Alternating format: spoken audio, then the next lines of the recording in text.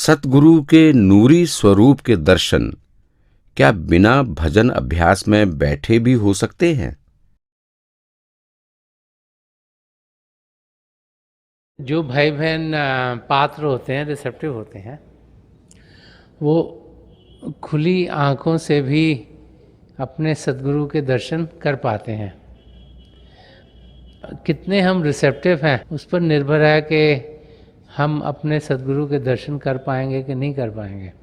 इसलिए कई बारी आप सत्संगों में कई वाक़ये सुनते हैं कि कई भाई बहन कहते हैं कि वो बैठे हुए थे, उन्होंने अपने सद्गुरु की ओर ध्यान से देखा तो उनकी जगह उन्हें या तो कोई जो पहले सद्गुरु थे उनके दर्शन हुए, या रोशनी ही रोशनी दिखाई दी, या उन्हें अनुभव हुआ कि आध्यात्मिक की किरणें उनकी ओर वहाँ से आ रही हैं। तो जितने हम रिसेप्टिव हों उस लिहाज से ही हम हमारे सद्गुरु कौन हैं उनकी जानकारी पा सकते हैं। तो हम ज़रूर खुली आँखों से भी उनके दर्शन कर सकते हैं अगर हम पात्र होंगे, रिसेप्टिव होंगे। और उसके लिए सद्गुरु का हमारे अंदर होना, उसके लिए रोज़ाना बाकायदगी से अभ्यास करना, ये सब बहुत ही ज़रूरी है। जब ये होंगे तो फिर हम उन्हें ज़रूर उनके दर्शन कर पाएंगे। और इसीलिए बार बार हमें समझाया जाता है कि हम डायरी रखें ताकि अपने आप की ओर ध्यान देते हुए सद्गुणों को अपने अंदर और डालना शुरू करें, और जो जो भी त्रुटियां हैं वो हमारी ज़िंदगी से हटती चली जाएं, कम होती चली जाएं। और अभ्यास करें रोज़ाना ताकि अंदर में शब्द का हम अनुभव करें, ताकि दिन भर उसका हमें असर लगा रहे। जीवन में एक पूर्ण सतगुरु के होने से हमें क्या बरकतें मिलती हैं?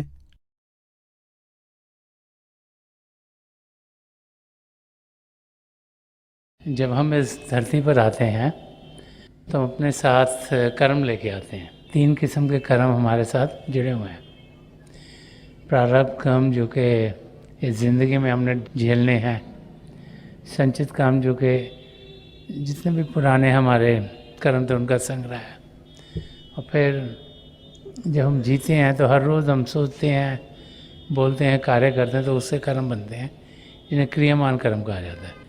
जब हम खुशकिस्मत होते हैं तो किसी पूर्ण महापुरुष के चरण कमरों में पहुंचते हैं, वो हमें नाम की देन देते हैं, तो हमारे संचित कर्मों का नाश तभी कर देते हैं। प्रारब्ध कर्मों में हमें मदद करते हैं और हमें समझाते हैं कि क्रियामान कर्म हमारे कैसे रोज़ाना करें। तो वो भाई बहन जो वहाँ तक नहीं पहुँच पाते, उनके कर्म उनके साथ जुड़े रहते हैं। एक तो उनका संचित कर्म का जो भार है वो साथ में रहता है। प्रारब्ध कर्म तो उनके भी ज़िंदगी में झेले जाएंगे, उनको ज़रा मुश्किलें ज़्यादा होती हैं, में आसानी होती नहीं। लेकिन जो वो क्रियामान कर्म करते हैं, रोज़ाना सोचते हैं, बोलते हैं, कार्य करते हैं, वो फिर और बढ़ जाते हैं, ताकि ज़िंदगी के अंत पर वो फिर और संचित कर्मों में जोड़ दिए जाते हैं और वो लोड और भी बड़ा होता चला जाता है।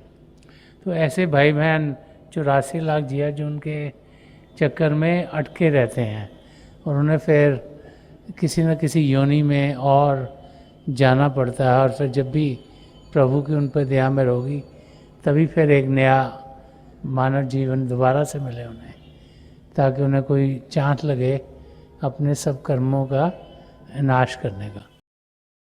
भजन अभ्यास के लिए उचित वातावरण कैसे बनाया जाए? भजन अभ्यास के लिए ज़रूरी है कि हमारे जो दिन की दिन ज़िंदगी है उसमें शांति हो।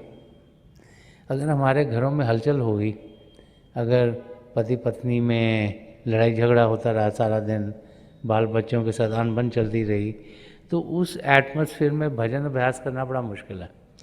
तो भजन अभ्यास हमारा तब सही तरीके से होता है जबकि हम शांत हों, और जब हलचल हमारे आसपास होती है उसमें शांति इंसान पा सकता है।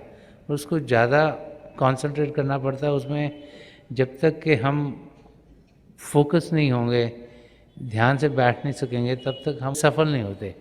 इसलिए हमारा भजन अभ्यास अच्छा हो, उसके लिए ज़रूरी है कि हमारा एटमॉस्फेयर शांत हो। हम सब अपने एटमॉस्फेयर को अच्छा बना सकते, बेटर बना सकते हैं। दूसरा ये ज़रूरी है कि जो हम कहते हैं उस पर हम अमल करें। बहुत से भाई बहन खुद भजन पर बैठते नहीं, लेकिन बच्चों को कहते तुम भजन पर बैठो। जब ऐसे इंसान करता है तो उसके लफ्ज़ों का फिर कोई असर नहीं रहता। तो महापुरुष समझाते हैं कि पहले तो हम अपने आप को बेहतर बनाएं, एक सच्चा इंसान बनाएं, सद्गुणों से भरें। फिर जिनके साथ भी इंटरैक्ट करते हैं कोशिश करें कि वो एटमॉस्फेयर शांत रहे, क्योंकि अगर एटमॉस्फेयर शांत होगा और प्यार वाला होगा तभी ध्यान टिक सकेगा। अगर एटमॉस्फेयर में हलचल बहुत ज़्यादा होगी तो फिर उस हलचल के अंदर शांत होना मुश्किल है। हमारे आसपास हलचल ज़रूर है, हो सकता है पैसों की हलचल हो सकता है कोई रिलेशनशिप प्रॉब्लम्स हो। तो इस हलचल में हमें उस शब्द का सहारा लेना है। वो तो हर वक्त स्टेबल है, वो हिलता जुलता नहीं, वो टिका हुआ है, हर वक्त वैसे रहेगा। लेकिन हमें अपनी आत्मा, जिसका भारी रूप हमारा ध्यान है, जो बड़ी आसानी से इधर हो जाता है, उसको शांत करना है। तो हम हलचल में भी शांत हो सकते हैं, मगर अगर हलचल नहीं होगी तो शांति शायद हम जल्दी से पा सकें। तो हम सब अपने एटमॉस्फेयर्स को बेटर या अच्छा कर सकते हैं, और जब वैसा करेंगे तो हम देखेंगे कि जब हम भजन अभ्यास के लिए बैठते हैं हमारा ध्यान आसानी से टिकेगा और हम फिर तेज़ी से अपनी मंजिल की ओर कदम बढ़ा पाएंगे। नामदान के बाद गुरु का नूरी स्वरूप हमारे शिव नेत्र पर बैठ जाता है, तो क्या हमें अपने बड़ों को माथा नहीं टेकना चाहिए? जब हमें नाम की देन मिलती है तो हमारे सदगुरु का नूरी स्वरूप यहाँ हमारे अंदर टिक जाता है। बड़ों को माथा टेकना ये एक कल्चरल रिवाज है कि हम अपने से बुजुर्गों को इज्जत देते हैं। किसी को माथा टेकना, किसी के पैर हाथ लगाना, ये उनको इज्जत देना है। तो जब हमें नाम की देन मिलती है हमें ये नहीं कहा जाता कि अब हम औरों को इज्जत देनी बंद कर दें। हम जिस जिस कल्चर में हैं उसके रीति रिवाजों को हम फॉलो करें। अगर हम हिंदुस्तान में ईस्ट में रहते हैं तो रीति रिवाज है कि अपने बुजुर्गों के पैरों को हम हाथ लगाएं, तो हमें वैसे ही रहना चाहिए। अगर हम किसी और कल्चर में रहते हैं, वो शायद जब एक दूसरे को मिलते हैं वो हैंडशेक ही करते हों, तो वो उस कल्चर में रहें। कोई और एक दूसरे को मिलते हों तो शायद वो जफ्फी डाल के मिलते हों, उस कल्चर में रहें। तो जब हमें नाम की देन मिलती है, जो हमारे गुरु के नूरी स्वरूप है, वो एक इंडिकेशन है हमारे लिए कि प्रभु की सत्ता हमारे अंदर है और हमें हर समय मदद करने को तैयार है। महापुरुषों की ज़िंदगी की ओर देखो, जब हम संत दर्शन सिंह जी महाराज की ज़िंदगी की ओर देखते हैं तो वो जिससे भी मिलते थे सिर झुका के मिलते थे। चाहे वो कोई सत्संगी भाई हो, चाहे नॉन सत्संगी भाई हो, चाहे उनसे बड़ा हो चाहे छोटा हो। तो एक सत्संगी भाई बाहर से आया हुआ था, जब उसने देखा कि महाराज जी जब किसी को मिलते हैं तो सिर झुका के मिलते हैं, तो उसने सवाल किया कि जो आपके शिष्य हैं, ये तो आपके शिष्य हैं, ये तो आपकी ओर देखते हैं, तो आप इनको क्यों सिर झुका के मिलते हैं? तो उन्होंने बड़े प्यार से जवाब दिया कि जब मैं उनको देखता हूँ तो मैं उनके अंदर अपने दो सदगुरु हजूर बाबा सावन सिंह जी महाराज और संत कृपाल सिंह जी महाराज के दर्शन करता हूँ, इसलिए मैं सिर झुका के मिलता हूँ उनको। तो जब हम किसी और को मिलते हैं, अगर हमने अभ्यास किया हो, अगर हमने अपने अंदर प्रभु की ज्योत के दर्शन किए हों, प्रभु की ध्वनि के साथ जुड़े हुए हों, तो हमें ये अनुभव होगा कि पिता परमेश्वर हमारे भीतर हैं। और फिर जब हम किसी और को मिलेंगे हमें ये भी अनुभव होगा कि पिता परमेश्वर उनके अंदर भी हैं। तो सिर झुका के मिलना या मत्था टेकना, उसमें कोई हर्ज नहीं। वो एक्चुअली हमारी कल्चर के लिहाज से जो है वो हमें ज़रूर करना चाहिए। जो हमारे सदगुरु के नूरी स्वरूप यहाँ टिके हुए हैं, वो इंडिकेशन है कि हमारे अंदर प्रभु की सत्ता बस रही है और वो हमें मददगार है हर समय, ताकि हम अपनी मंजिल की ओर बढ़ सकें। कर्मों का विधान और ध्यान अभ्यास एक दूसरे से कैसे संबंधित हैं? कर्मों का विधान में यही समझाता है कि जैसी करनी वैसी भरनी। जैसे थर्ड लॉ ऑफ फिजिक्स है कि for every action there is a reaction, कि जैसा हम सोचेंगे, जैसा बोलेंगे, जैसे कार्य करेंगे, उस किस्म का ही हमें भुगतान करना पड़ेगा। अच्छा सोचेंगे, अच्छा बोलेंगे, अच्छे कार्य करेंगे तो हमें खुशी मिलेगी, और अगर बुरा सोचेंगे, बुरा बोलेंगे, बुरे कार्य करेंगे तो भुगतान करना पड़ेगा। तो हमारी आत्मा जो परमात्मा का अंश है, जो जब प्रभु से अलग हुई, जो कि आज इस समय इस मानव चोले में है, तो उसके साथ जब जब वो पहले मानव चोले में थी, जो जो उसने सोचा, बोला, कार्य करे, वो कर्म बनते गए और वो इकट्ठे होते गए, उनको सच्चित कर्म कहा जाता है। कि स्टोर हाउस ऑफ कर्मास है। जैसे एक ज़िंदगी में कितने कर्म करे वो हो गए, अगले बारी कितने कर्म करे वो हो गए। अब उनमें से थोड़े से लिए जाते हैं जिनको प्रलभ कर्म कहा जाता है, और जो प्रलभ कर्म है वो हमने ज़िंदगी में झेलने हैं, और उन पर ही हमारी 75% लाइफ निर्भर है। और रोज़ाना हम सोचते हैं, हम बोलते हैं, कार्य करते हैं, ये तीसरा हिस्सा है कर्मों का, जिसे क्रियमान कर्म कहा जाता है। कि रोज़ाना जो भी हम करते हैं, बोलते हैं, कार्य करते हैं, उसके भी कर्म बनते चल जाते हैं। अब जब तक सारे कर्म कटेंगे नहीं, तब तक हम 84 लाख जिया जून से छुटकारा पाएंगे नहीं। ये बार बार बार महापुरुष हमें समझा गए हैं। तो जब हम रोज़ाना अपनी ज़िंदगी जीते हैं, और रोज़ाना जो जितने भी कर्म हमारी ज़िंदगी में होने हैं वो तो होंगे ही, 75% तो होंगे। तो जो 25% का हमारा हिस्सा है, जो हम कर रहे हैं, जो नए कर्म बन रहे हैं, क्रियमान कर्म, अगर हम रोज़ाना भजन अभ्यास करेंगे तो वो रोज़ाना भजन अभ्यास के ज़रिए कटते चले जाते हैं। इसीलिए बाकायदगी से रोज़ाना अभ्यास करना ज़रूरी है। इसीलिए हमें समझाया गया कि जो दिन का 10वां हिस्सा है, जो कोई 2.5 घंटे के करीब है, वो हम अभ्यास में दें। कि उतना कम से कम देंगे तो उस दिन के कर्म उसी दिन कट जाएंगे हमारे, और हमारा लोड बढ़ेगा नहीं। तो अगर अभ्यास रोज़ाना करेंगे, रोज़ाना कटेंगे।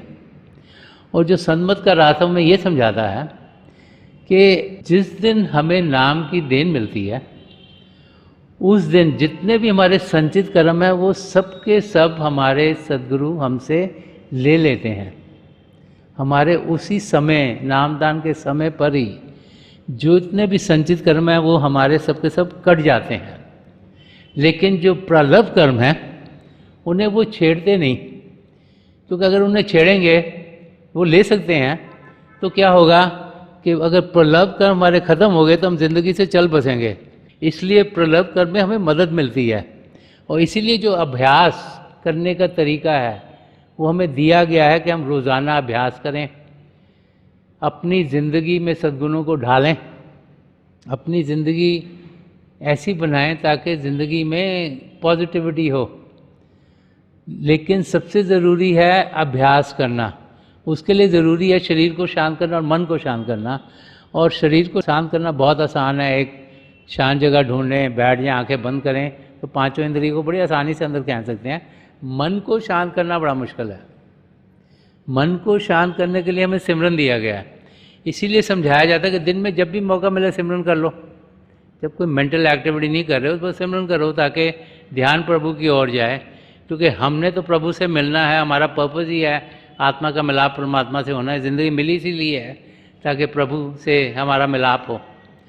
तो जब हम रोज़ाना भजन अभ्यास करेंगे तो रोज़ाना के कर्म कटते चले जाएंगे। तो जो हमारे संचित कर्म हैं वो तो नामदान के समय कट गए। जो प्रलब्ध कर्म है वो रोज़ाना जो जो होना हमारी ज़िंदगी में होगा, जितनी तकलीफ़ आनी है उसमें हमारे सद्गुरु की मदद मिलती है ताकि हम उस तकलीफ़ को सहन कर पाएँ और हमारी ज़िंदगी से गुजरे। और जो रोज़ाना हम कर्म करते हैं क्रियामान कर्म, वो अभ्यास करके, मेडिटेशन करके, भजन सिमरन करके रोजाना करते चल जाते हैं, ताकि जब हमारा आखिरी समय आता है शरीर में होने का, हमारे संचित कर्म वैसे ही करके प्रलब्ध कर्म रोज के रोज कट रहे हैं। और कहा जाता है कि ध्यान प्रभु की ओर करो, सिमरन करो, ताकि और कोई ख्याल ना आए, ताकि विचार भी अगर आखिर में आ गया तो भी उसका कर्म भी हमें देना पड़ेगा। तो सिमरन कर इसी किया जाता है ताकि उस दिन के भी कर्म कटें, ताकि जब हम शरीर को छोड़ें हमारे सारे कर्म कट गए हों और फिर हम 84 लाख जियाजुन से छुटकारा पा लें। तो यही कनेक्शन है कर्मों का और अभ्यास करने का। आप सब अभ्यास के लिए बैठ जाइएगा। आप जहाँ भी बैठे हैं आराम से बैठिएगा, अपनी आंखें बंद कर लीजिएगा। ये जो आई बॉल्स हैं, आँख के डेले हैं, ये सामने फोकस हों, जैसे आप 8-10 दिन सामने फोकस हो। आंखें बंद करते ही वो भाई बहन जिन्हें नाम की देन मिली है, आप सिमरन कीजिएगा। अगर यहाँ कोई भाई बहन है जिन्हें नाम की देन नहीं मिली, तो आप प्रभु के किसी भी जाति नाम का जाप कीजिएगा। जाप मन ही मन करना है, ऊंचा नहीं दोहराना। आपका ध्यान बिल्कुल सामने होना चाहिए और प्रभु की दया से थोड़ी देर में आपको रोशनी के चिन्ह दिखने शुरू होंगे और बहुत से नज़ारे और भी आपको देखने को मिल सकते हैं। तो मेरी पिता परमेश्वर के चरण कमलों में जो पिछली सेंचुरी के महापुरुष हुए हैं, हजूर बाबा सावन सिंह जी महाराज, परम संत कृपाल सिंह जी महाराज और दयालपुर संत दर्शन सिंह जी महाराज, चरण कमलों में यही प्रार्थना है कि जो जो हम सबके लिए बेहतर हो महापुरुष हमें दें, हमें सबके साथ जोड़ें और हमारे भीतर प्रभु की ज्योत के हमें दर्शन करवाएं। थोड़ी देर में आकर मैं आपको इस बैठक से उठाऊंगा और मेरी शुभकामनाएं आप सबके साथ हैं।